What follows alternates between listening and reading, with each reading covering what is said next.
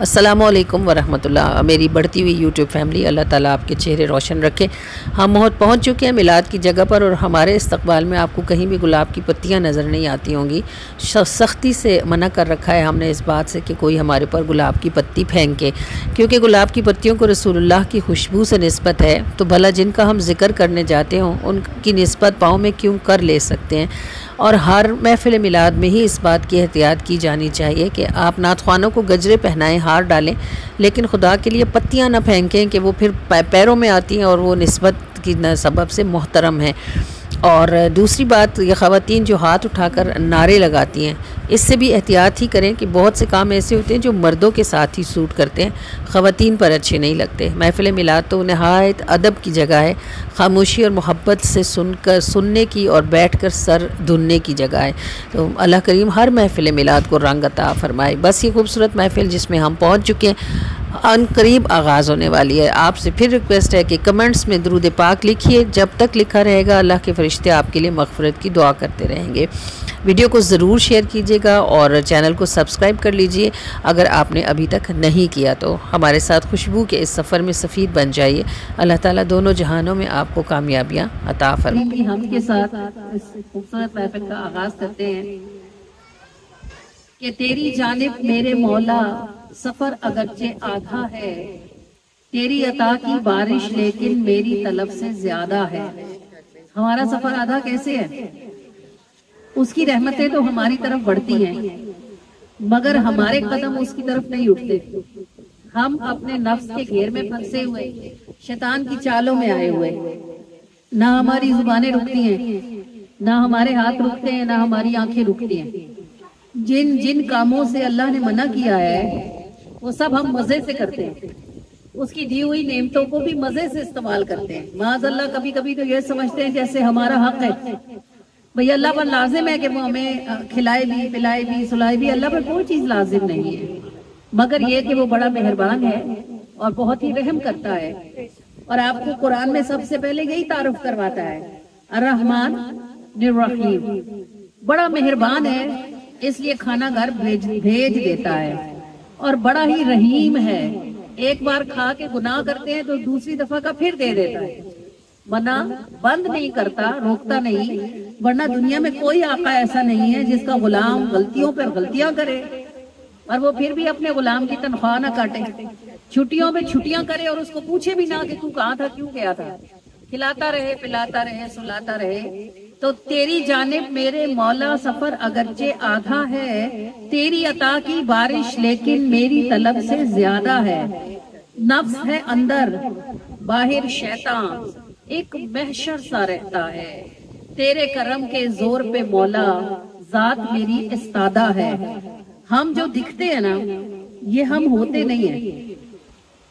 یہ جو ہماری آنکھیں ہیں، ہمارا منہ ہے، ہمارے کان ہیں، ہاتھ ہیں، پاؤں ہیں، یہ ہم نہیں ہیں۔ یہ تو ایک پردہ ہے جس نے دنیا کی مشینری چلانی ہے، لیکن اس کے پیچھے جو ہے نا وہ ہم ہیں، سچے والے اور پورے والے۔ جو لوگوں کو دکھتے ہیں وہ ہم نہیں ہوتے، وہ دکھاوا ہوتا ہے، بناوٹ ہوتی ہے۔ جو ہم ہیں وہ اللہ کو دکھتا ہے یا اللہ کے پیاروں کو دکھتا ہے۔ تو اندر ہمارا نفس ہے، ہر وقت ہمیں کھینچتا رہتا ہے، باہر شیطان ہے، دھکے دیتا رہتا ہے۔ آپ سوچیں اب اگر کسی کو اندر بھی سے کھینچا جا رہا اور باہر سے دھکا دیا جا رہا ہو تو وہ کھڑا رہ سکتا ہے بھلا؟ پھر بھی ٹوٹی پھوٹی کوئی نیکی ہم سے ہو ہی جاتی ہے، پھر بھی نماز کے لیے کھڑے ہو ہی جاتے ہیں، پڑھی جیسی بھی جائے کھڑے تو ہو جاتے ہیں نا۔ پھر بھی کسی نہ کسی کے ساتھ کوئی نہ کوئی خیر کر ہی لیتے ہیں۔ تو کیسے کر لیتے ہیں کہ تیرے کرم کے زور پہ مولا ذات میری استادہ ہے، اور دعویٰ لائق منہ تو نہیں ہے، پھر بھی تجھ کو چاہتی ہوں، نہ کوئی محراب جبی پر، نہ کوئی سجادہ ہے۔ سجادہ کہتے ہیں کہ پیری فقیری والی جو گدی ہوتی ہے نا، اس کو کہتے ہیں۔ تو بظاہر دکھنے میں تو اعمال ہمارے ایسے نہیں ہے کہ نظر آئے کہ اللہ سے ہمیں محبت ہے، لیکن پھر بھی جو ٹوٹا پھوٹا ممکن ہو سکتا ہے، اے ہمارے رب اس کو تو ہم سے قبولیت کا شرط عطا فرما دے۔ کہ دعویٰ لائق منہ تو نہیں ہے، پھر بھی تجھ کو چاہتی ہوں، نہ کوئی محراب جبی پر، نہ کوئی سجادہ ہے۔ ذکر کو دل کی راحت کر دے، مجھ کو اپنی چاہت کر دے۔ ذکر یعنی میں جب تیرا ذکر کروں تو مجھے چین آئے، اور تو جب میرا ذکر کرے تو مجھے اس کا پیام آئے کہ تو نے بھی مجھے یاد کیا ہے، کہ ذکر کو دل کی راحت کر دے، مجھ کو اپنی چاہت کر دے، ان کی راہ چلا دے مجھ کو جن کا تو دل دادا ہے۔ اللہ کن کا دل دادا ہے؟ دل دادا مطلب جن کو اللہ دل سے پیار کرتا ہے، چاہتا ہے، وہ اللہ کے پیارے محبوب نبی اور محبوب نبی کے قدموں پر چلنے والے لوگ۔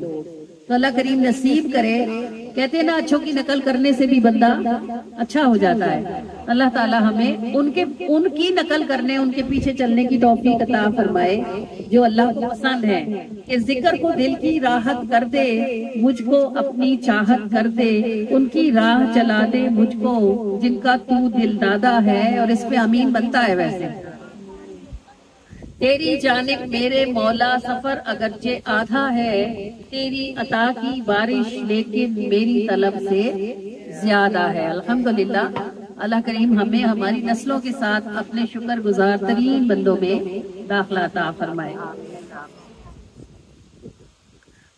آپ کریم صلی اللہ علیہ وآلہ وسلم کی رحمت والی ذات پر یہ صلاۃ والسلام جب میں پڑھوں گی، آپ نے اسے میرے پیچھے محبت کے ساتھ دہرانا ہے کہ رنج سے ہم بچائے جاتے ہیں، راحتوں میں بٹھائے جاتے ہیں، یا نبی آپ کے وسیلے سے ہم سے گندے دکھائے جاتے ہیں۔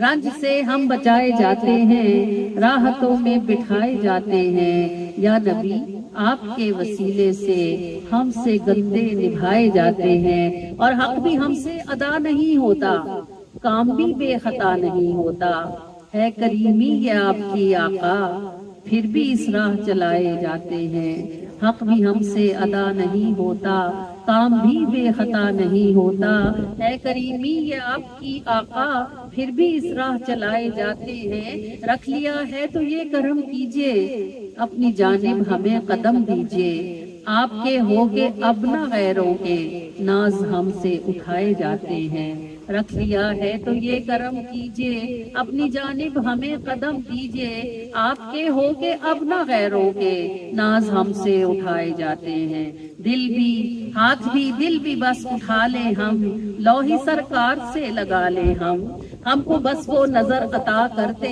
جس سے مردے جلائے جاتے ہیں، ہاتھ بھی دل بھی بس اٹھا لیں ہم، لوہی سرکار سے لگا لیں ہم کو بس وہ نظر عطا کر دے جس سے مردے جلائے جاتے ہیں، رنج سے ہم بچائے جاتے ہیں، راحتوں میں بٹھائے جاتے ہیں، یا نبی آپ کے وسیلے سے ہم سے گندے نبھائے جاتے ہیں، رکھ لیا ہے تو یہ کرم کیجئے، اپنی جانب ہمیں قدم دیجئے، آپ کے ہوگے اب نہ غیروں کے، ناز ہم سے اٹھائے جاتے ہیں، اے کریمی یہ آپ کی آقا پھر بھی اس راہ چلائے جاتے ہیں، رنج سے ہم بچائے جاتے ہیں، راحتوں میں بٹھائے جاتے ہیں۔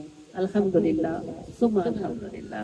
یہ صلاۃ والسلام میں پڑھ رہی ہوں، آپ اسے میرے پیچھے محبت کے ساتھ دہرا دیجیے گا۔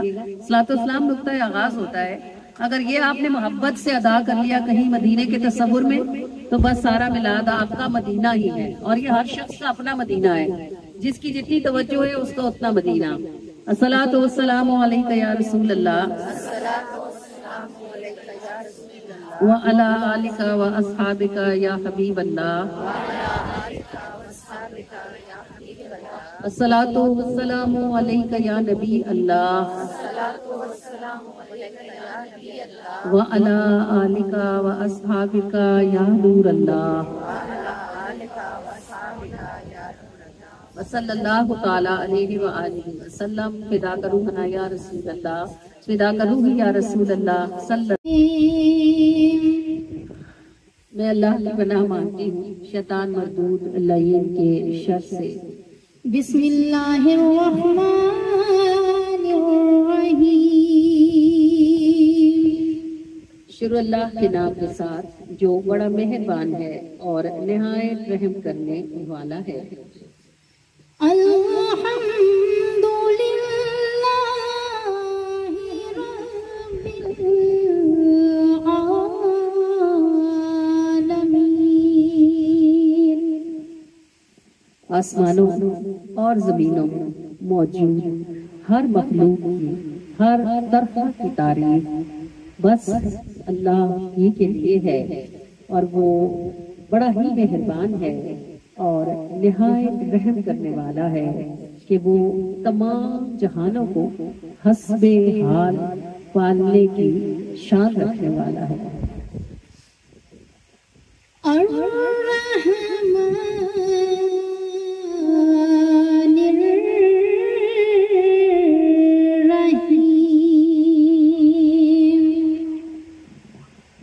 بڑا ہی مہربان ہے کہ خود ہی پیدا فرماتا ہے، اور بڑا ہی رحم کرنے والا ہے کہ پیدا کر کے مرنے کے لیے چھوڑتا نہیں، بلکہ آخری سانس تک نعمتوں کے ساتھ پرورش کرتا رہتا ہے۔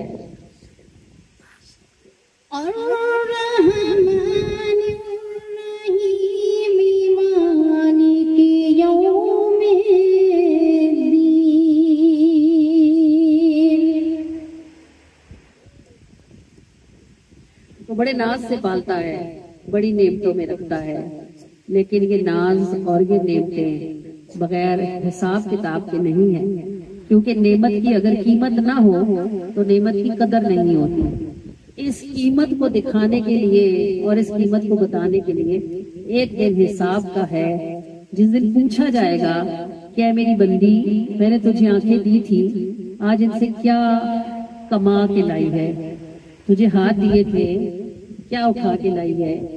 تجھے دل دیا تھا، اس میں کیا سما کے لے آئی ہے؟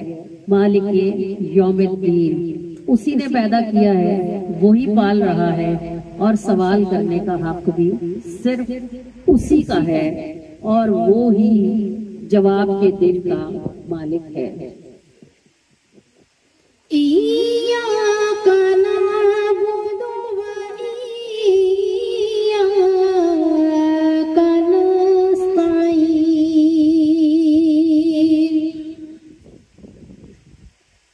اے ہمارے رب العالمین، اے ارحم الراحمین، یہ تیرا ہم پر فضل ہے کہ تو نے ہمیں اپنی بندگی میں قبول فرمایا۔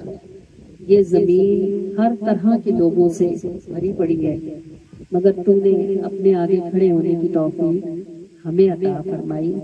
سجدے کے لیے تو نے ہمیں پکارا، ایاک نعبد، اے اللہ تیری دی گئی توفیق سے ہم عبادت صرف تیری ہی کرتے ہیں، وَإِيَّاكَ نَسْتَعِينُ، اور ہم اپنی مصیبتوں میں مدد کے لیے صرف تجھے ہی پکارتے ہیں۔ اهدنا الصراط المستقيم صراط الذين أنعمت عليهم۔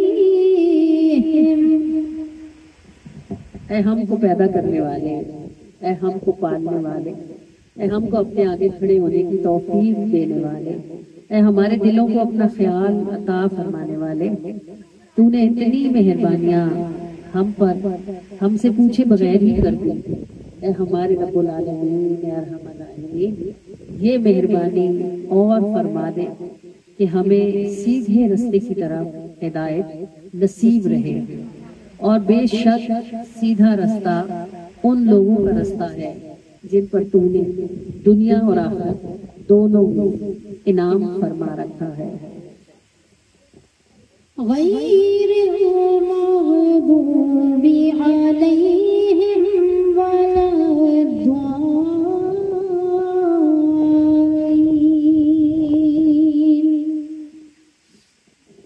اے ہمارے پروردگار، جبکہ ہمارے اندر نفس ہے اور ہمارے باہر شیطان ہے، اور یہ ہر وقت ہمیں برائیوں کی طرف کھینچتے اور دھکیلتے رہتے ہیں، اے اللہ پروردگار، ایسے میں بس تو ہی ہے جو ہمیں گمراہیوں کے اندھیروں میں بھٹکنے سے محفوظ فرما سکتا ہے۔ جب حضرت سلمان نے چونٹی کو اٹھا کر اپنی ہتھیلی پر رکھا، شاہ مور کو، چونٹیوں کی ملکہ کو اپنی ہتھیلی پہ رکھا اور اس سے پوچھا کہ بھلا یہ بتا کہ دنیا میں سب سے زیادہ طاقتور کون ہے؟ اس نے کہا اس وقت مجھ سے زیادہ طاقتور کوئی زمین پر موجود نہیں۔ سلمان ہنس پڑے کہ چونٹی کی ملکہ اور کیا کہتی ہے؟ آپ نے فرمایا بھلا کیا کہتی ہے؟ اس نے کہا حضرت آپ کی ہتھیلی میرا تخت ہے اور آپ سے زیادہ طاقتور بادشاہ اس وقت کوئی موجود نہیں۔ اگر آپ کی ہتھیلی میرا تخت ہے تو مجھ سے زیادہ طاقتور اس وقت کون ہو سکتا ہے؟ یہ نسبت ہوتی ہے جو نیچوں کو اونچا اور عام کو خاص کرتی ہے۔ اللہ تعالیٰ جب کسی چیز کی قسم اٹھاتا ہے نا تو پھر اس چیز کی عظمت کا اندازہ نہیں لگایا جا سکتا، اور سب سے زیادہ قسمیں اللہ نے قرآن میں اپنے محبوب کی اٹھائی ہے، ہر چیز کی قسم اٹھائی ہے۔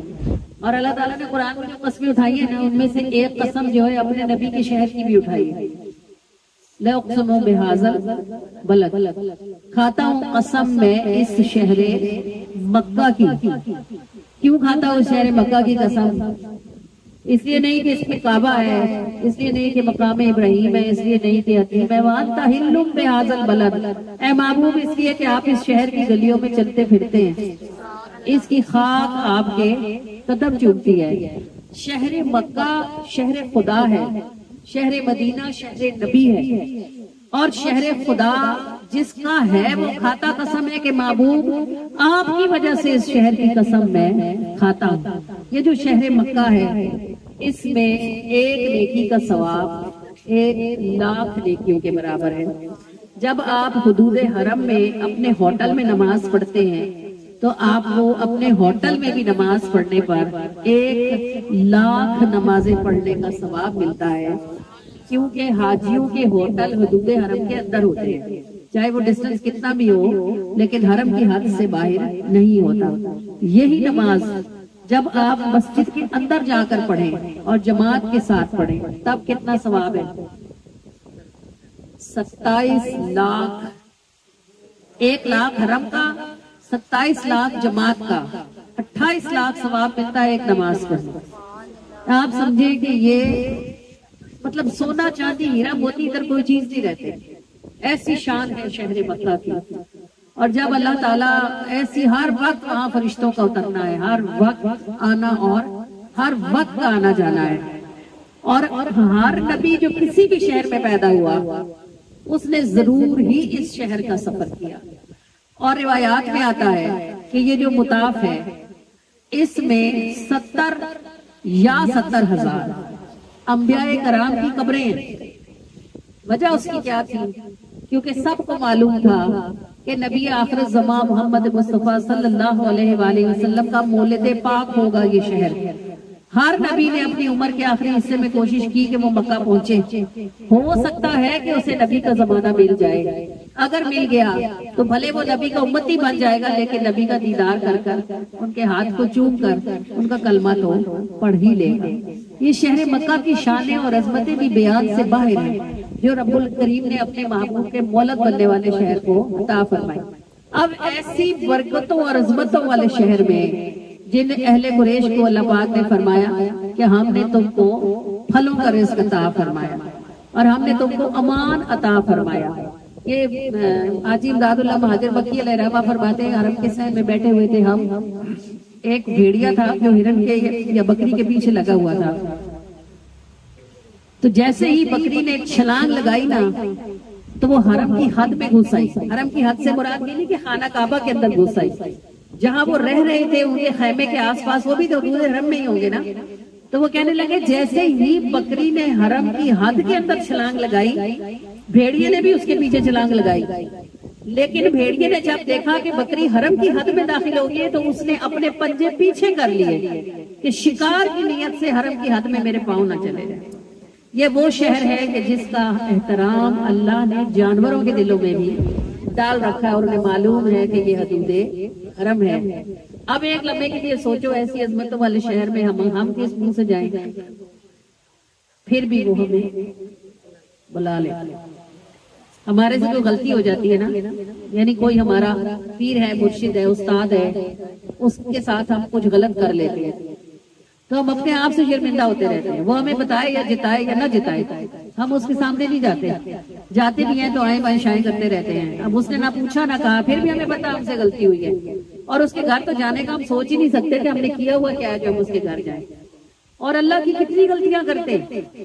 صبح شام دن رات اس کی غلطیاں کرتے رہتے ہیں، پھر بھی ہم کیسے چلے جاتے ہیں اس کے گھر کے ساتھ.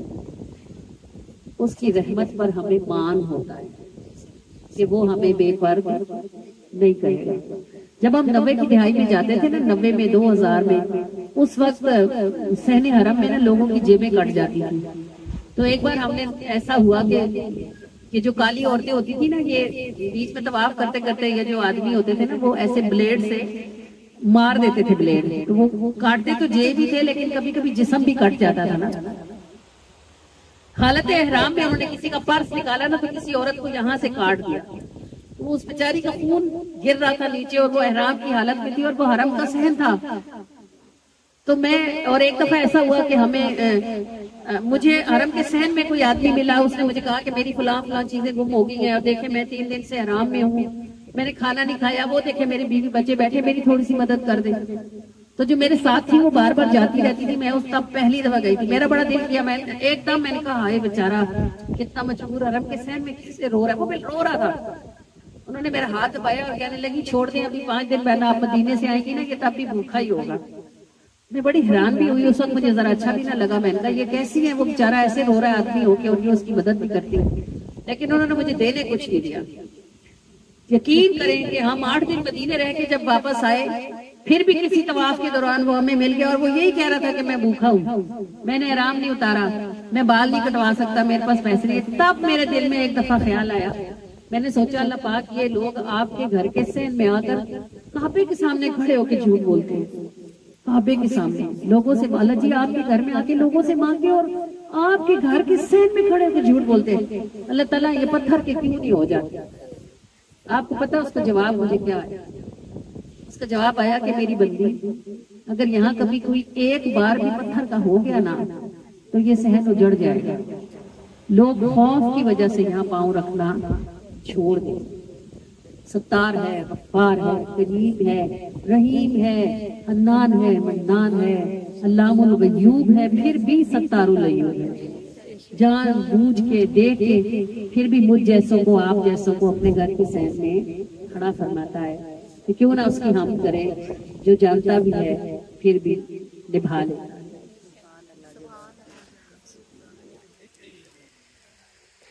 صحن حرم میں مہمانی ہے، میرے رب کی رحمانی ہے. صحن حرم میں مہمانی ہے، میرے رب کی رحمانی ہے. بندی احقر اسفل، بندی عاجز احقر اسفل، اس کی شان ہی سبحانی ہے. بندی عاجز احقر اسفل، اس کی شان ہی سبحانی. رستے کھولے سبب بنائے، سارے پتھر آپ ہٹائے.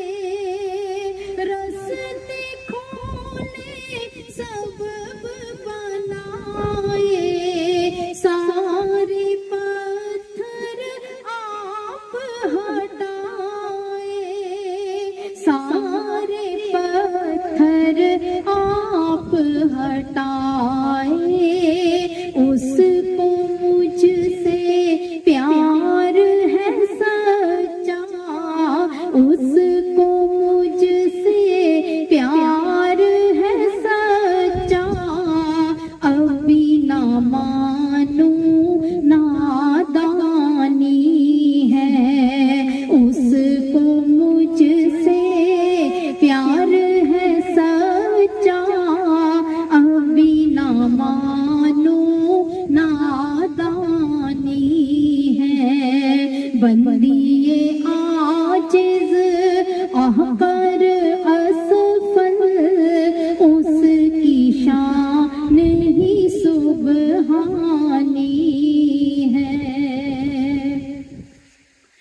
مجھ جیسوں سے بھری ہے دنیا، اس جیسا نہ کوئی اور، مجھ جیسوں سے بھری ہے دنیا، اس جیسا نہ کوئی اور، اس جیسا نہ کوئی اور، میں اس کی مہمان بنوں گی، میں اس کی مہمان بنوں گی، میں اس کی مہمان بنوں گی، دل کو اب تک حیرانی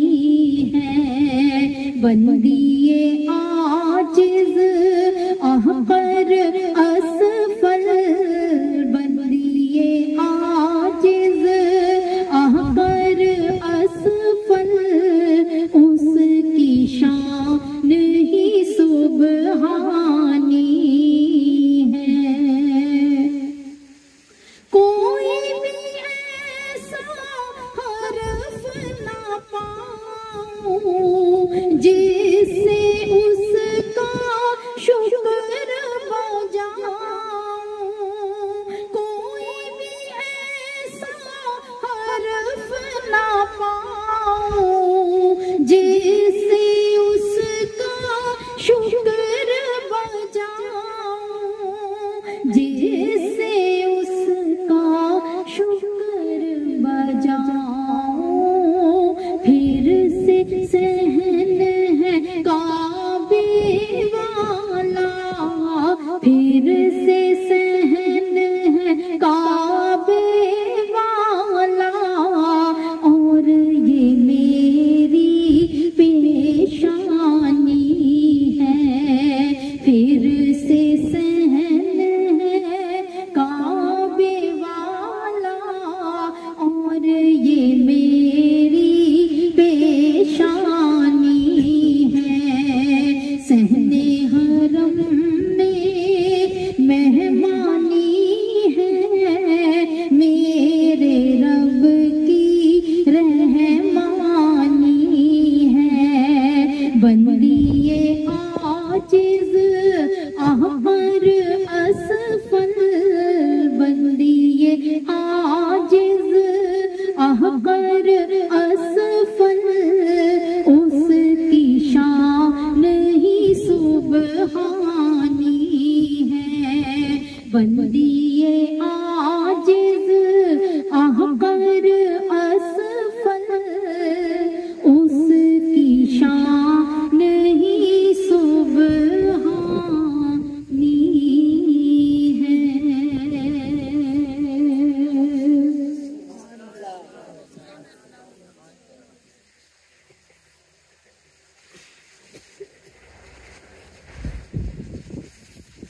سو سو بار کریں اقرار، سو سو بار کریں اقرار، بن دیکھے ہمیں آپ سے پیار، گھر میں ہمارے آپ کی محفل، گھر میں ہمارے آپ کی محفل،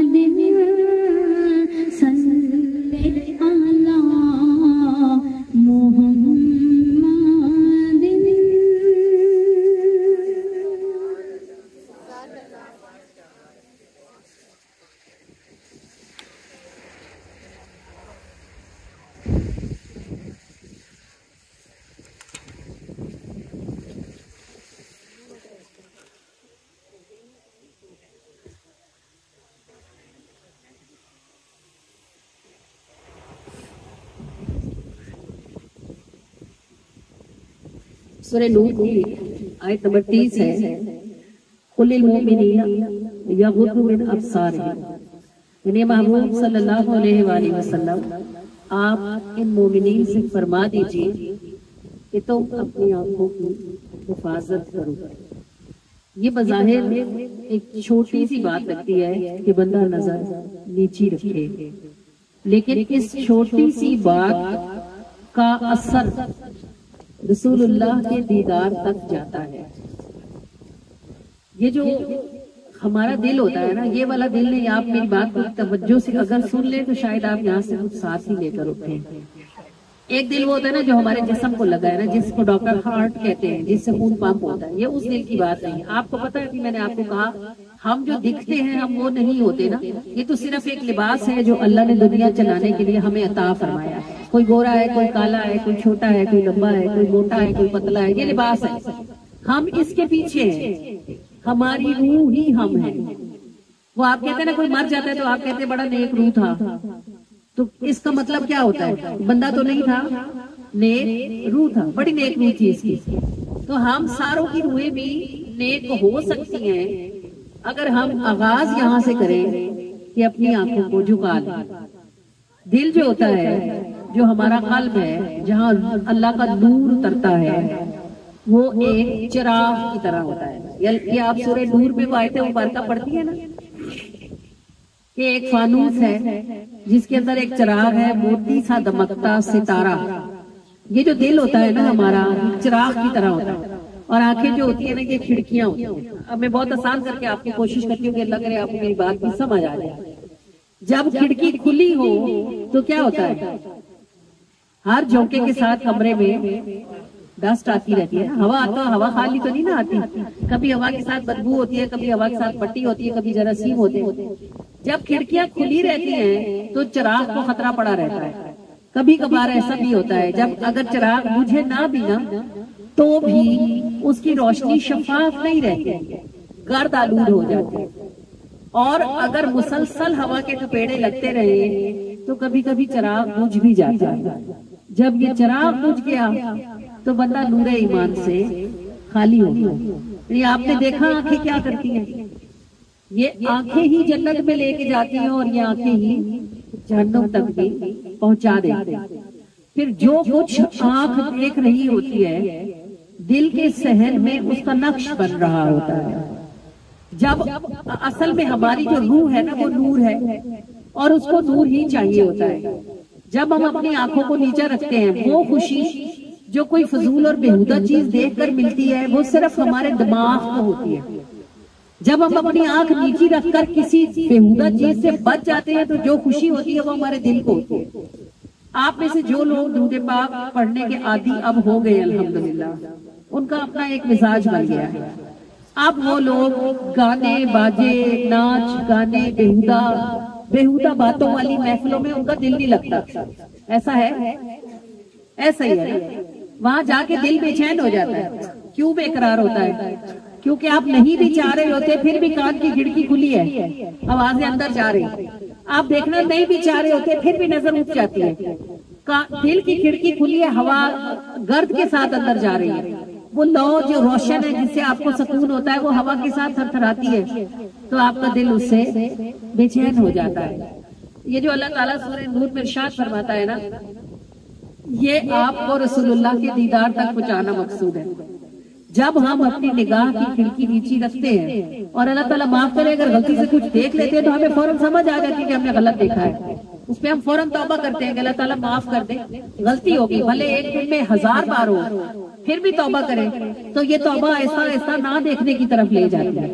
اب بظاہر آج کی دنیا میں اگر آپ کسی کو کہیں وہ کہیں ہاں کتنی بے وقوفی کی بات ہے، اب بندہ نیچے ہی دیکھتا رہے، شرماتا ہی رہے۔ نہیں، نیچے دیکھنا شرمانا نہیں ہے، نیچے دیکھنا بہترین کردار کی علامت ہے کہ آپ اپنا دل پاک رکھنا چاہتی ہیں، اس لیے اپنی نگاہ اٹھا کے ہر کسی ارے لہرے کو دیکھنا نہیں چاہتی۔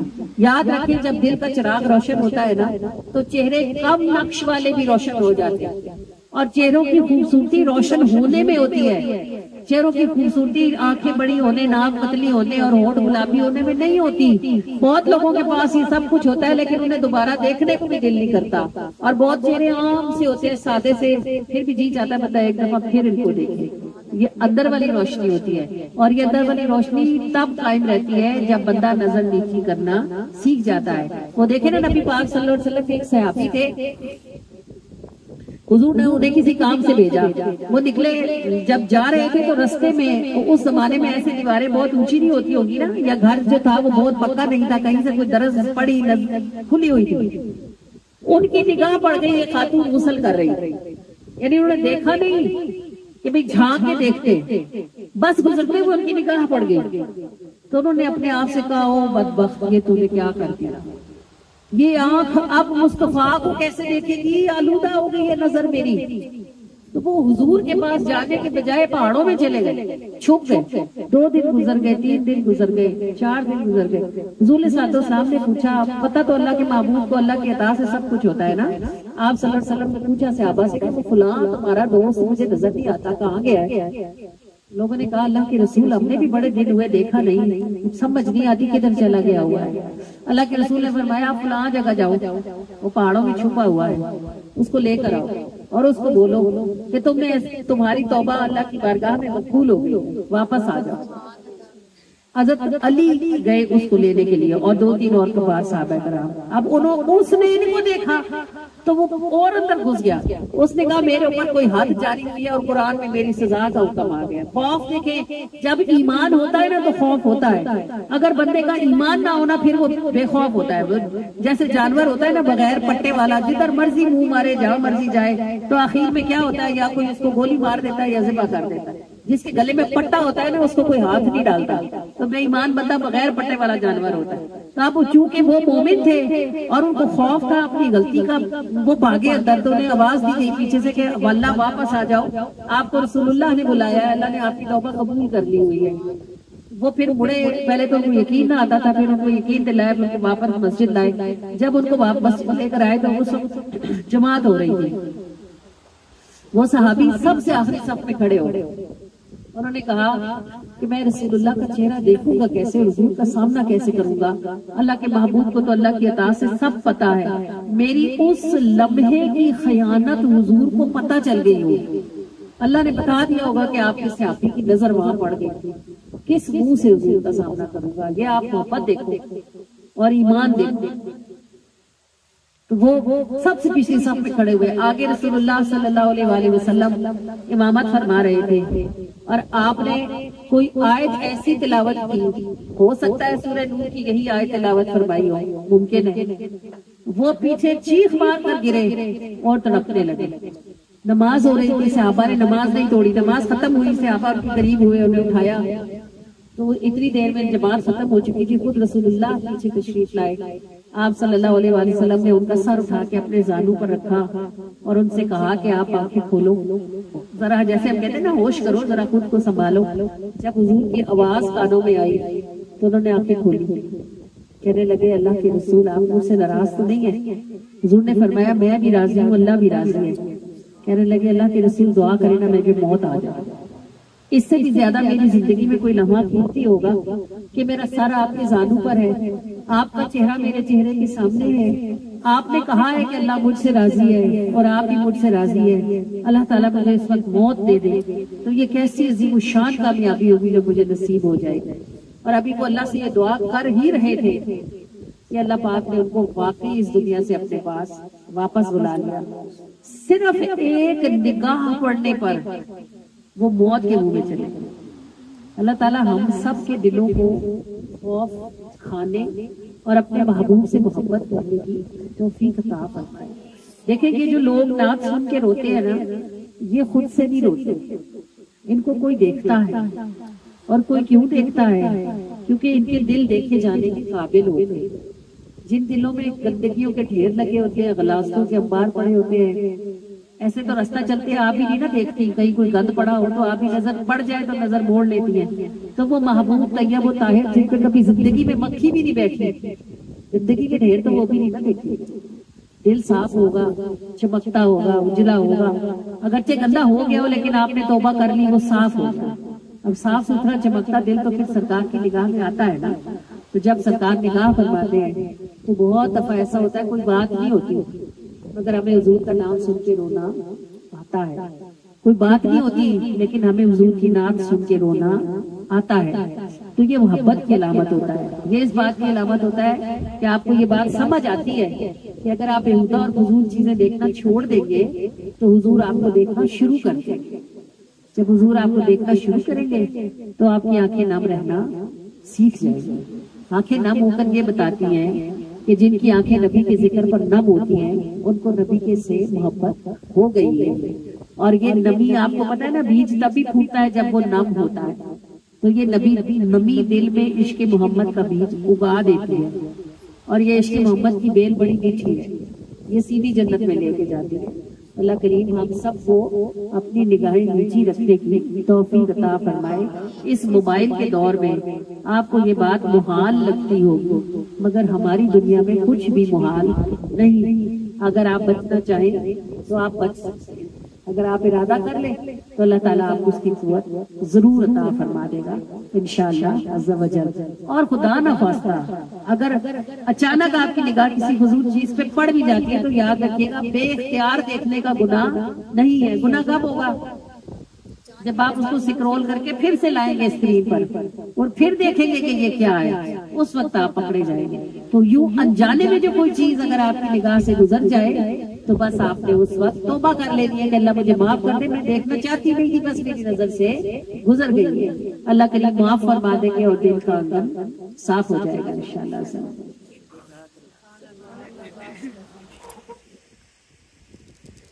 نبی سے پیار ہو جائے تو آنکھیں نم ہی رہتی ہیں، نبی سے پیار ہو جائے تو آنکھیں نم ہی رہتی ہیں، بیان کرتے ہیں آنسو سب زبانیں کم ہی کہتی ہیں، بیان کرتے ہیں آنسو سب زبانیں کم ہی کہتی ہیں، در محبوب پہ پل کے ہمیشہ ہم ہی رہتی ہیں، در محبوب پہ پل کے ہمیشہ ہم ہی رہتی ہیں، بیان کرتے ہیں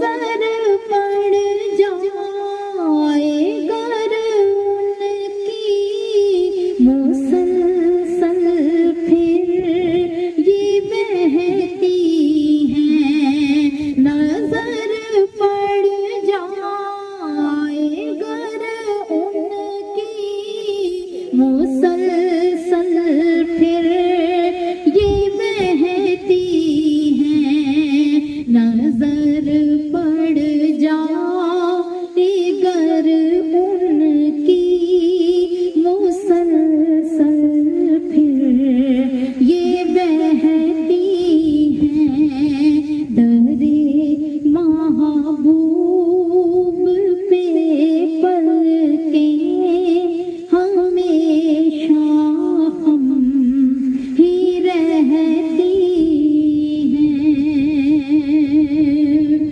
हाथ भी दिल भी बस उठा ले हम, हाथ भी दिल भी बस उठा ले हम, लोही सरकार से लगा ले हम, हमको बस वो नजर अता कर दे जिससे मुर्दे जिलाए जाते हैं, और रख लिया है तो ये करम कीजिए अपनी जानिब हमें कदम दीजिए, आपके हो के अब न गैरों के नाज हमसे उठाए जाते हैं, हमको बस वो नजर अता कर दे जिससे मुर्दे जिलाए जाते हैं, दरे महबूब पे पलके हमेशा हम ही रहती हैं, इन्हें देखे तलब इसके सिवा यकदम न रहती हैं, नबी से प्यार हो जाए तो आँखें नम ही रहती हैं, बयां करते हैं आंसू सब ज़बाने कम ही कहती हैं।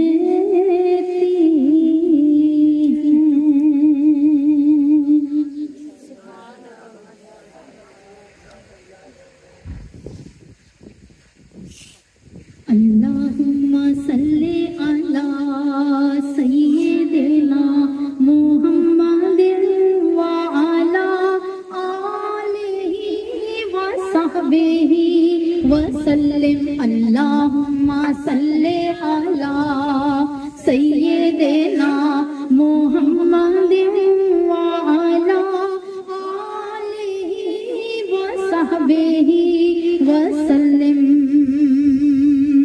साढ़े जय हजारा फिर देने तेरे जया ना बढ़िया होर कोई, साढ़े जय हजारा फिर देने तेरे जया ना बढ़िया होर कोई, जद रब भी तैनू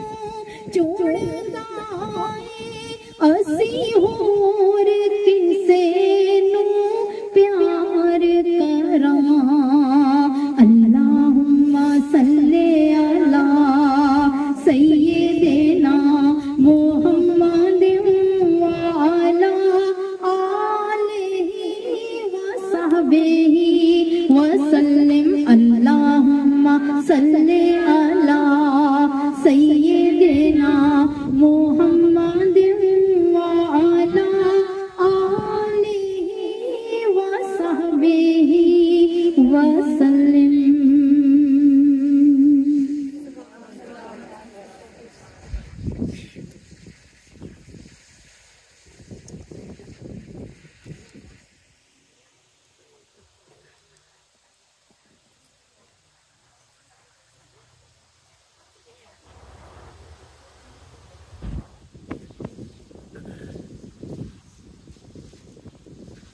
رسول اللہ صلی اللہ علیہ وآلہ وسلم نے جن گدھوں کی سواری فرمائی ان کے نام بھی کتابوں میں لکھے ہیں، یعنی آپ حضور کا محبوب ہونا دیکھیں.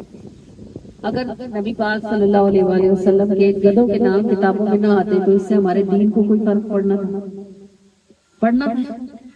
کوئی فرق نہ پڑتا نا. یہ دیکھیں کہ اللہ کو محبوب سے محبت اتنی ہے کہ اللہ نے محبوب کے استعمال شدہ یعنی جانوروں کے، نبی پاک کی 9 بکریاں تھیں، آپ صلی اللہ علیہ وآلہ وسلم کا 1 بکرا تھا.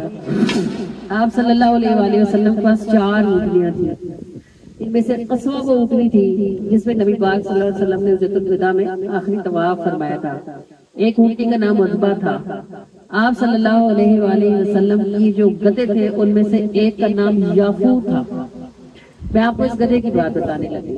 یہ جو یافور گدھا تھا جب خیبر فتح ہوا تب یہ گدھا نبی پاک صلی اللہ علیہ وآلہ وسلم کے اس میں آیا، آپ کو وہاں سے ملا. اس گدھے کو جب رسول اللہ صلی اللہ علیہ وآلہ وسلم یعنی اس نے حضور صلی اللہ علیہ وسلم کو اپنے قریب پایا تو اس نے اللہ سے دعا کی کہ مجھے بولنے کی قوت عطا فرمائے، اور اللہ تعالیٰ نے اس کو بولنے کی طاقت دی. اور اس نے کہا کہ اے نبی اللہ، میں جس نسل سے ہوں میں اپنی نسل میں آخری رہ گیا ہوں اور نبیوں میں آپ آخری ہیں. میری نسل کے سب جانوروں، سب گدھوں پر یعنی میرے دادوں پر، میرے باپوں پر نبیوں نے سواری کی. اللہ کے رسول میں ایک یہودی کی ملکیت تھا، وہ جتنی بار میری پیٹھ پر بیٹھنے کی کوشش کرتا میں اس کو نیچے گرا دیتا. اس نے مجھے خریدا ہوا تھا، وہ مجھے ڈنڈوں سے مارتا، وہ مجھے بھوکا رکھتا، چارہ نہ دیتا اور ہر طرح کا ظلم کرتا. جب وہ خوب اچھی طرح مجھے مار لیتا پھر وہ آتا اور مجھ پہ سواری کی کوشش کرتا. وہ سمجھتا شاید اس نے مجھے متی کر لیا ہے. جو ہی وہ میرے قریب آتا اور مجھ پر بیٹھنے کی کوشش کرتا تو میں اس کو پھر نیچے گراتا. پھر ظلم کا ایک نیا سلسلہ شروع ہو جاتا. اے اللہ کے رسول، یہاں تک کہ اللہ نے مجھے آپ کے حوالے فرما دیا. اب خواب و گدھا، لیکن اس کی غیرت عشق یہ گوارا نہیں کرتی تھی کہ اللہ کے محبوب کے سوا کوئی اور اس کی پشت پر بیٹھ جائے. اور یہ جو یعنی نبی پاک صلی اللہ علیہ وآلہ وسلم کا محبوب ہونا ہے نا، اس کی شدت اتنی ہے کہ اس کے بیان کے لیے نہ کوئی لفظ، نہ کوئی کتاب، نہ کوئی سمندر، نہ کوئی قلم، کوئی چیز پوری نہیں پڑھ سکتی. اللہ تعالیٰ محبوب اللہ نبی علیہ السلام کو جب بیان کرتا ہے، نبی کا چہرہ جب قسم کھاتا ہے تو کیا لفظ استعمال کرتا ہے؟ وَالضُّحَىٰ. اب ہماری زمین پر سورج سب سے زیادہ روشن کس ٹائم میں ہوتا ہے؟ ضحیٰ، چاشت کے ٹائم پر نا. یعنی اٹھتے وقت بھی سورج روشن ہوتا ہے لیکن اس کی روشنی کم ہوتی ہے. دوپہر کے بعد بھی سورج ڈھلنا شروع ہو جاتا ہے. جب وہ بالکل پیک پوائنٹ پر اپنے سب سے زیادہ روشن مقام پر ہوتا ہے، اللہ تعالیٰ اس وقت اس کی قسم کھا کے کہتا ہے کہ محبوب آپ کا چہرہ ویسا ہے. اور یہ بھی اس لیے ہے کہ سورج سے زیادہ کوئی چیز روشن زمین پر ہے نہیں، تو اللہ محبوب کی چہرے کی قسم صرف سورج سے نہیں کھاتا بلکہ کہتا ہے اے وہ محبوب جن کا چہرہ چاشت کے وقت کے سورج کی طرح روشن ہے. تو یہ شدت ہے محبت کی. نبی پاک صلی اللہ علیہ وآلہ وسلم جب قرآن یاد کرنے کے لیے اس کو ذرا جلدی سے چلاتے، زبان کو تھوڑا کوشش کرتے کہ 2 دفعہ جبریل کے ساتھ دہرا لے، تو اللہ پاک کی محبت کی شدت کو یہ بھی گوارا نہیں فرماتے اے میرے محبوب ہم نے قرآن اس لیے نہیں اتارا کہ آپ مشکل میں پڑیں، اس کو یاد کرانا ہماری ذمہ داری ہے، آپ نہ زبان کو تیزی سے چلائیں نہ حرکتیں۔ آپ کریم صلی اللہ علیہ وآلہ وسلم کی زلفوں کی قسمیں کھاتا ہے، یہ باتیں مجھے تو بیان کرتے ہوئے 18-20 سال ہو گئے، اور اس سے پیچھے 1500 سال ہو گیا ہے لوگ یہی کچھ کر رہے ہیں، نہ نعت ختم ہوتی ہے نہ بات ختم ہوتی ہے۔ اعتراض کرنے والے ہر زمانے میں کیا کیا اعتراض کرتے رہتے ہیں، اور محبت کرنے والے ہر زمانے میں میلاد بناتے، نعت لکھتے، نعت پڑھتے اور نعت سنتے رہتے ہیں۔ یہ اللہ کا نظام ہے کہ جس طرح اس نے اپنے محبوب کی شان بیان فرمائی، اب یہ اس کا نظام ہے کہ زمین پر جگہ جگہ لوگ اکٹھے ہوں اور بیٹھ کر کہیں واہ یار اللہ نے کیا خوبصورت محبوب بنایا، کیسی محبوب کی آنکھیں اور کیسا محبوب کا چہرہ، اور محبوب کی زلفیں اور محبوب کی مسکراہٹ اور محبوب کے ہاتھ کیا شاندار، اور چلتے یہ آپ دیکھیں صحابہ کرام کو یہ بھی پتا تھا کہ جب نبی پاک صلی اللہ علیہ وآلہ وسلم کا وصال مبارک ہوا تو آپ کی داڑھی میں 17 بال سفید ہیں۔ کبھی آج تک کسی کا باپ بھی مرا ہوگا تو اس نے بھی گنے ہوں گے کہ میرے باپ کی داڑھی کے کتنے بال۔ یہ بھی امت کو پتا ہے کہ رسول اللہ کے وصال کے وقت آپ کی داڑھی کے کل 17 بال تھے جو سفید تھے۔ اتنی باریک معلومات بھی وہاں سے یہاں تک 1500 سال کا سفر کر کے پہنچ چکی ہے۔ اور پھر محبوب اللہ نبی علیہ السلام کی زلفوں کو یہ شان عطا فرمائی کہ وہ جسم مبارک سے الگ ہو کر 1500 سال کا سفر طے کر کے بھی زندہ ہیں، اگتی بھی ہیں اور بڑھتی بھی ہیں۔ جن کے پاس بال مبارک ہے آپ جا کے دیکھ لیں وہ اتنا سا ہوتا ہے۔ ہم میاں والا جاتے ہیں 5 ربیع الاول شریف کو، جب ہم نے اس بال کو پہلی بار دیکھا تھا خدا کی قسم وہ اتنا سا تھا، اتنا سا۔ انہوں نے ایک کانچ کی پیالی میں وہ ایک مٹیریل ڈالتے ہیں جس کے اندر اس کو پیسٹ کر دیتے ہیں نا تاکہ وہ اڑ نہ جائے، بال جو ہوا انہوں نے اس کو پیسٹ کیا ہوا تھا، بس اتنا سا بال اس پیالی کے اندر نکلا ہوا تھا۔ اب ہم اس بال کو غسل دیتے ہیں تو وہ اتنا بڑا ہے، ایسے اس نے یوں کرف بنایا ہوا ہے، اور جس جگہ سے وہ پیسٹڈ ہے، اچھا وہ کس چیز میں پیسٹڈ ہے، وہ کوئی زمین تھوڑی ہے جو اگ رہی ہے، وہ موم ٹائپ کی چیز ہے جس کے اندر انہوں نے اس کو پیسٹ کیا ہوا ہے۔ جس جگہ سے وہ پیسٹڈ ہے وہاں سے اور بال نکل رہے ہیں، اگ رہے ہیں، وہاں سے بال نظر آتے ہیں، چھوٹے چھوٹے بال اس میں لگتے ہوئے۔ تو یہ کیا ہے؟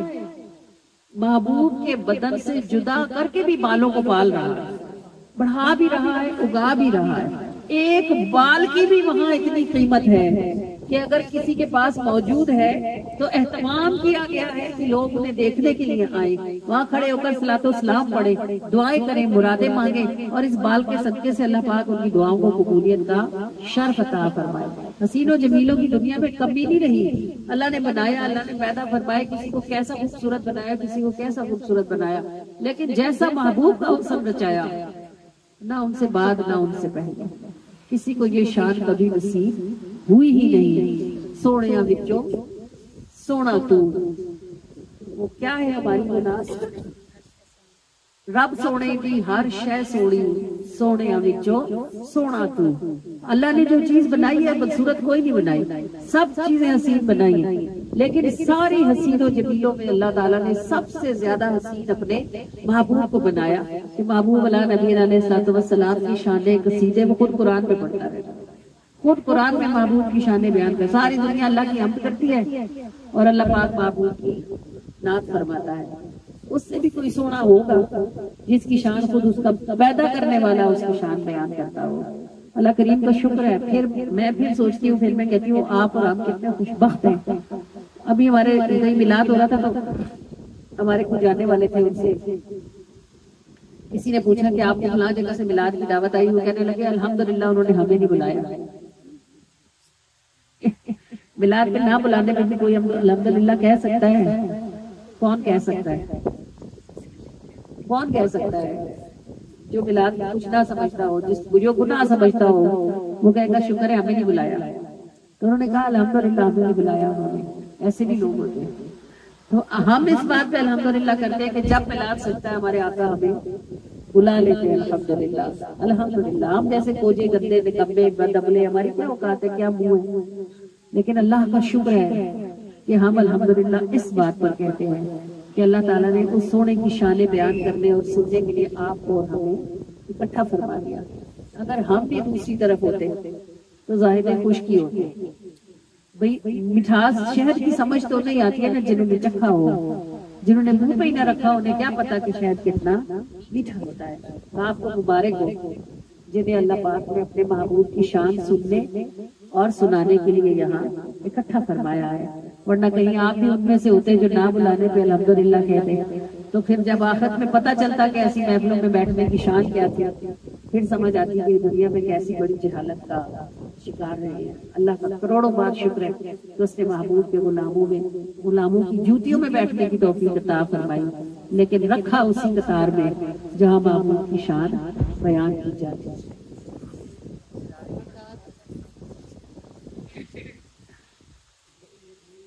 رب سوہنی دی ہر شے سوہنی، رب سوہنی دی ہر شے سوہنی، سوہنے آوے جو سوہنا تو، سوہنے آوے جو سوہنا تو، رب سوہنی ہر شے سوہنی، رب سوہنی دی ہر شے سوہنی، سوہنے وچوں سوہنا تو، سوہنے وچوں سوہنا تو، جنت دوزخ فلک ملک اس ہونے دائے ہونا تو، سوہنے وچوں سوہنا تو، جنت دوزخ فلک ملک اس ہونے دائے ہونا تو، سوہنے وچوں سوہنا تو، نعمت رب دی صورت تو، او رحمت مورت تو، او رحمت مورت تو، من اندر جیڑا خوب جاندا اے، من اندر جیڑا خوب جاندا اے، آقا او من موڑا تو، سوہنے وچوں سوہنا تو، من اندر جیڑا خوب جاندا اے، من اندر جیڑا خوب جاندا اے، من اندر جیڑا خوب جاندا اے، آقا او من موڑا تو، سوہنے وچوں سوہنا تو، جنت دوزخ فلک ملک اس ہونے دائے ہونا تو، سوہنے وچوں سوہنا تو،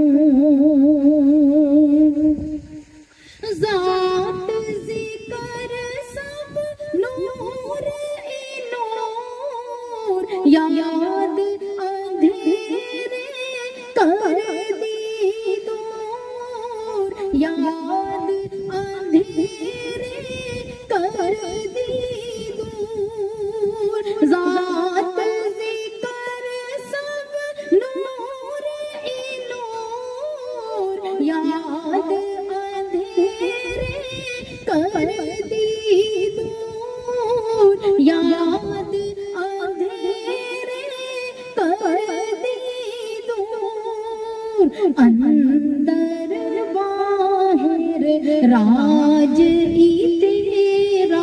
اندر باہر راج تیرا ہنسنا تو رونا تو سوہنیا وچوں سوہنا تو اندر باہر راج تیرا اندر باہر راج تیرا ہنسنا تو رونا تو سوہنیا وچوں سوہنا تو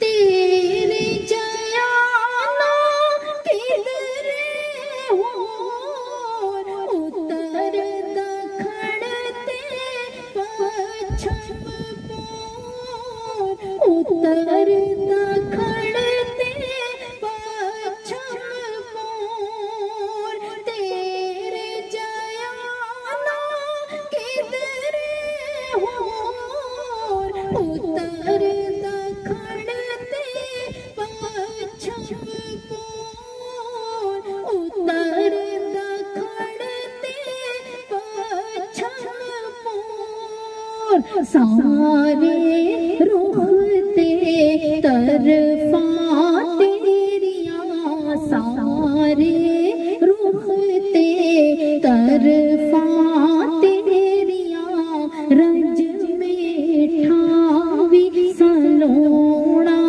تو سوہنیا وچوں سوہنا تو من اندر جیڑا خوب جاندا اے من اندر جیڑا خوب جاندا اے آقا او من موڑا تو رنج میٹھا وی سلونا تو جنت دوزخ فلک ملک اس ہونے دائے ہونا تو سوہنیا وچوں سوہنا تو سوہنیا وچوں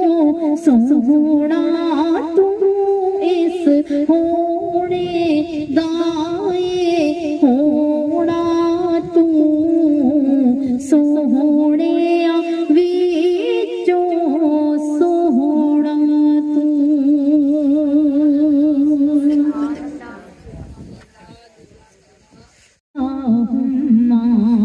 صلی علی سیدنا محمد اللہم صلی علی سیدنا محمد نازوں کے پالے ہاتھوں کے چھالے کربل میں پہنچے نور کے حالے نازوں کے پالے ہاتھوں کے چھالے کربل میں پہنچے نور کے حالے سجدہ کر کے سر کٹ والے سجدہ کر کے سر کٹ والے یہ ہے سچا پیار نبی جی اللہم صلی علی سیدنا محمد اللہم صلی علی سیدنا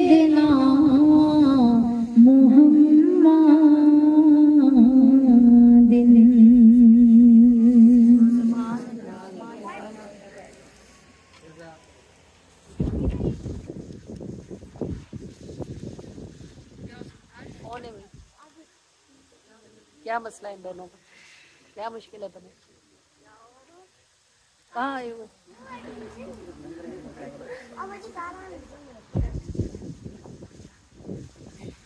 بس اتنا کچھ میں بڑا جی میسج آندا ہے.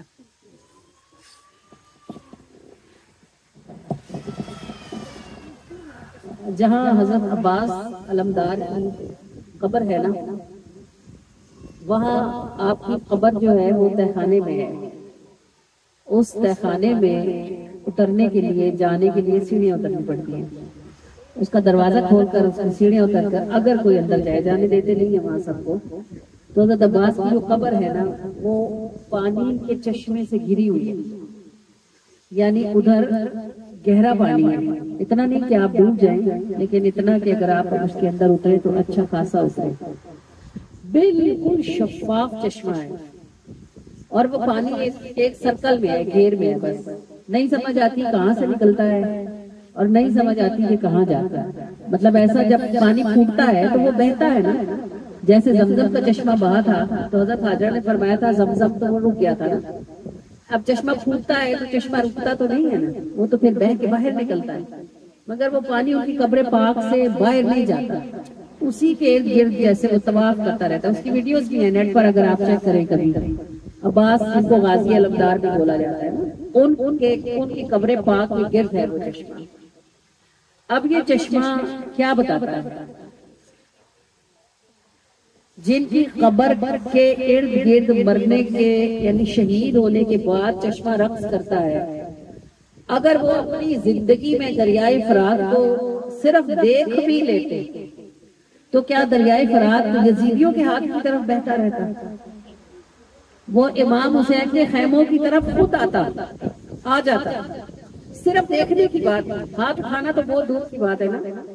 اگر اہل بیت اطہار میں سے کوئی صرف اس پیاس کی شدت میں ایک بار دریائے فرات کو دیکھ لیتا نا تو اللہ کی عزت کی قسم میں دریائے فرات چلا جاتا اس کی طرف. بھلا اسی لڑی میں سے چل رہے ہیں نا جن کے قدم رگڑنے سے زمزم پھوٹا تھا، انہی کے حال میں سے ہے نا جن کے ہاتھ اٹھانے سے بادل آ جاتے تھے اور بارش ہو جاتی تھی. تو فرات کی کیا اوقات ہے، کیا جرأت تھی کہ وہ رکا رہتا. لیکن 3 دن کی پیاس کی شدت کے باوجود بھی خانوادہ رسول اور جتنے وہاں موجود تھے ان میں سے کسی نے ایک بار بھی دریائے فرات کی طرف آنکھ اٹھا کر دیکھا بھی نہیں. اچھا عباس علمدار جو تھے، یہ انہوں نے جب اپنے چھوٹے بچوں کی حالت دیکھی تو یہ خود پانی کا مشکیزہ لے کر پانی بھرنے کے لیے فرات پر گئے. بھر بھی لیا.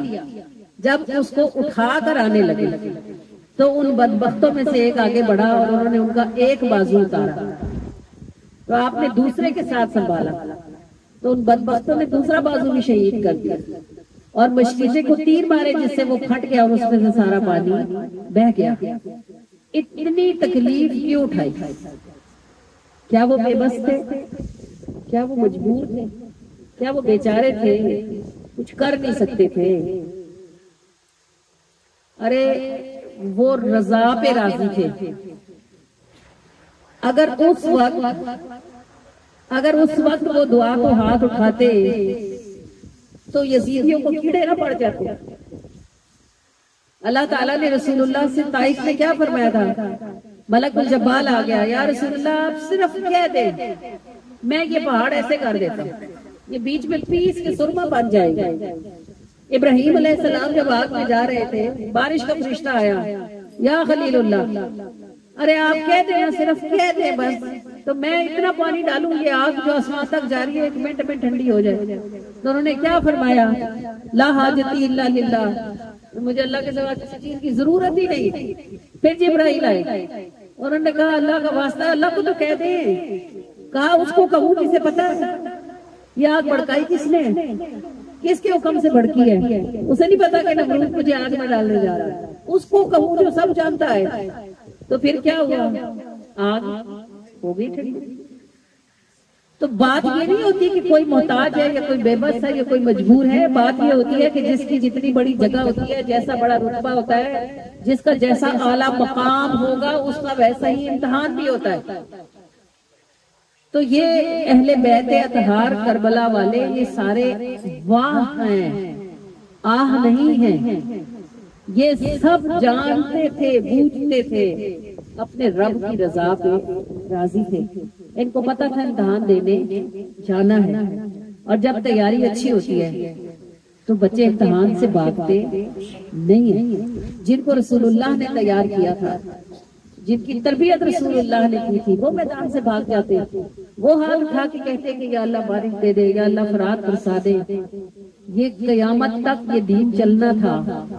اللہ تعالیٰ نے اس دین والوں کو یہ سکھانا تھا کہ مشکلیں اس رستے کی میزبان ہوتی ہیں. پاؤں رکھ لو، یہ نہ سمجھنا کہ بس کلمہ پڑھ لیا تو حلوے کھا کے سو جاؤ. یاد رکھنا تم نے زمین پر بیٹھ کر جنت کا سودا کیا ہے، اس کی قیمت تو دینی پڑے گی.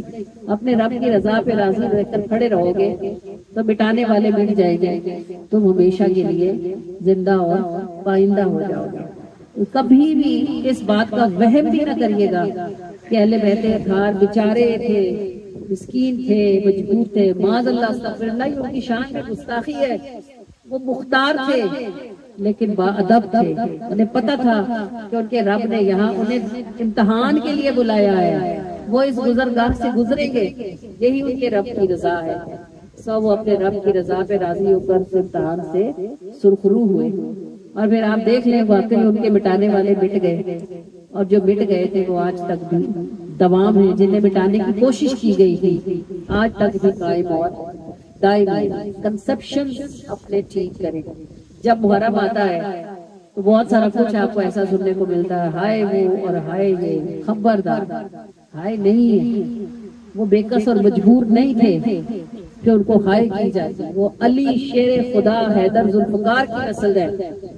کوئی ان کا ہاتھ دبا کیسے سکتا ہے اور کوئی ان کے اوپر ان کو جان سے مار کیسے سکتا ہے، مگر یہ کہ انہیں معلوم تھا کہ ان کے پروردگار کی طرف سے یہ ان کے لیے لکھا گیا ہے. حضرت زینب کو جب یزید نے اپنے دربار میں کھڑا کر کے کہا میں نے تیرے سردار کو قتل کر دیا، تیرا خاندان اجاڑ دیا، انہوں نے قرآن کی وہی آیت پڑھی جس کا ترجمہ یہ تھا کہ اور تمہیں کوئی دکھ نہیں پہنچتا مگر یہ کہ اللہ کی طرف سے وہ تمہارے لیے لکھا ہوا ہوتا ہے.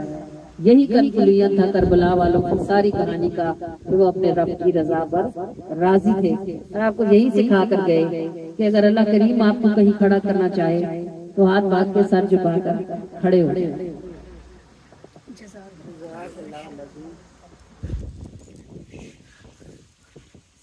رضا کا جام پی گئے، شہید ہو کے جی گئے. رضا کا جام پی گئے، شہید ہو کے جی گئے. حسین جن کا نام ہے انہی کا یہ مقام ہے. حسین جن کا نام ہے، حسین جن کا نام ہے انہی کا یہ مقام ہے. وہ جانتے تھے بات کو اٹھاتے گر وہ ہاتھ کو، اٹھاتے گر وہ ہاتھ کو. وہ جانتے تھے بات کو اٹھاتے گر وہ ہاتھ کو، اٹھاتے گر وہ ہاتھ کو. مگر یہ طرز عام ہے، حسین کا مقام ہے. مگر یہ طرز عام ہے، حسین کا مقام ہے. حسین جن کا نام ہے انہی کا یہ مقام ہے، انہی کا یہ مقام ہے. حسین جن کا نام ہے انہی کا یہ مقام ہے. حسین جن کا نام ہے انہی کا یہ مقام ہے. جو حق پہ تھا نہ مٹ سکا، وہ کٹ گیا نہ بک سکا. یزیدیت ناکام ہے، حسینیت دوام ہے. یزیدیت ناکام ہے،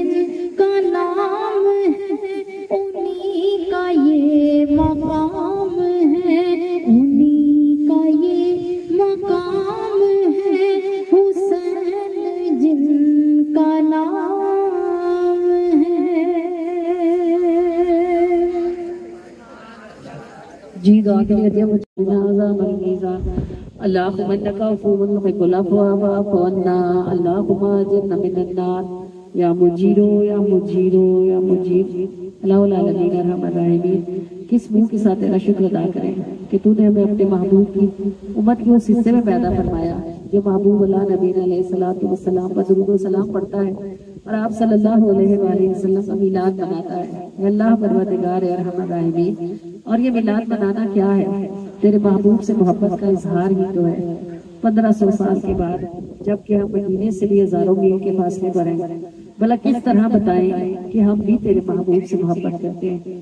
اللہ پروردگار ارحم الراحمین، پر سال میں ایک دن اپنے گھروں پر روشنیاں سجا کر، محبوب کے نام پر کھانا پکا کر، محبوب کے دیوانوں کو اکٹھا فرما کر، آپ صلی اللہ علیہ وآلہ وسلم کی ذکر کی محفل سجا کر اپنی روح کو تھوڑی خوشی دیتے ہیں، اپنے دل کو ذرا تسکین دیتے ہیں، اور یہ آنکھیں جو بار بار نام ہوتی ہیں یہ ہمیں بتاتی ہیں کہ ہم نے کیا نہیں ہے، ہم سے کروایا گیا ہے، ہم آئے نہیں ہیں، ہمیں بلایا گیا ہے، ہم بیٹھے نہیں ہیں، ہمیں بٹھایا گیا ہے۔ کوئی ہے جو محبت سے دیکھتا ہے، خوش ہو کر مسکراتا ہے، اگرچہ غم بہت ہے، تکلیفیں بہت زیادہ ہیں، لیکن یہ ذکر کی محفلیں، یہ یاد کی مجلسیں، یہ ٹھنڈی ہوا کا ایک جھونکا تو بن ہی جاتی ہوگی۔ محبوب اللہ نبی علیہ السلام ان بہت ساری تکلیفوں میں جو مسلمانوں پر ان دنوں گزر رہی ہیں، ایک ہوا کا جھونکا یہ ٹھنڈا پاتے ہوں گے تو مڑ کے دیکھتے تو ہوں گے کہ میری امت میں سے مجھے کس نے یاد کیا ہے، کس نے میرے لیے اپنا گھر سجایا ہے، کس نے میرے لیے میرے مہمانوں کو اکٹھا کیا ہے۔ اللہ رب العالمین ارحم الراحمین، بس ہمارا مقصود بس وہی ایک لمحہ ہے جس ایک لمحے میں ہم تیرے محبوب کے لیے دل کی ٹھنڈک کا سبب بنے، ان کی آنکھوں کے لیے سکون کا سبب بن سکے۔ اللہ پروردگار ارحم الراحمین، بھلا جن کی شان میں تو نے قرآن اتارا، جن کی عمر کی تو قسمیں کھائے، جن کے چہرہ پاک کا تو ذکر قرآن میں سورج کہہ کے فرمائے، جن کی زلفوں کو تو واللیل سے تشبیہ دے، بھلا زمین پہ کوئی لکھنے والا ان کی شان کے کہنے کا حق بھی ادا کر سکتا ہے؟ زمین پہ کوئی پڑھنے والا جن کے لیے پورا قرآن اترا، کوئی پڑھنے والا بھلا ان کی نعت کا حق ادا کر سکتا ہے؟ آنے سے پہلے ہی ہم ہزاروں بار اقرار و اعتراف کرتے ہیں کہ ہرگز کچھ ہمیں ممکن نہیں۔ اے اللہ پھر تیری بارگاہ میں عرضی کرتے ہیں، بارے اللہ تو ہی ہمیں توفیق دے دے اور تو ہی ہم سب کو قبول و منظور فرما لے۔ اللہ رب العالمین ارحم الراحمین، ہم جتنی بھی دیر یہاں بیٹھے رہے، ہم نے جتنا بھی تیرے محبوب کا ذکر کیا اور سنا، اے اللہ ہمارے پروردگار ارحم الراحمین، بس ہمارا یہاں بیٹھنا قبول و منظور فرما لے۔ جو بھی کچھ ہم نے کیا، کہا یا سنا، پڑھا یا سنایا، الہ العالمین ہمارے ہر عمل کو قبولیت کا شرف عطا فرما دے۔ اللہ رب العالمین ارحم الراحمین، ہمارے منہ اس قابل نہیں ہے کہ ہم صحابہ کے دور میں ہوتے، جو سختیاں انہوں نے اٹھائی وہ وہی اٹھا سکتے تھے، جنہوں نے اپنی پیٹھیں اڑھڑوائی، جنہوں نے جلتے ہوئے کوئلوں کو اپنی پیٹھ کی چربی سے بجھایا، جنہوں نے مارے کھائی، جنہوں نے پیاس سہی، جن کو ان کے گھروں میں گھس کے مارا گیا، جن کو تباہ کر دیا گیا، جن کی آنکھیں چھین لی گئی۔ اللہ العالمین ایک لمبا سلسلہ ہے دکھوں کا اور تکلیفوں کا جس سے صحابہ گزرتے رہے، اور تو انہیں صبر کی تلقین فرماتا رہا اور محبوب صبر کرتے رہے۔ اللہ پروردگار ایک بات بھی ان میں سے ایسی نہیں ہے جن پر ہم کہیں کھڑے ہو پاتے، نہ ایسا منہ ہے ہمارا، نہ اوقات ہے، اور جیسے ہمارے نفس کا تکبر ہے، خدا نہ خواستہ اگر اس زمانے میں ہوتے تو خدا نہ خواستہ کہیں منافقوں میں نہ ہوتے۔ اے اللہ پروردگار ارحم الراحمین،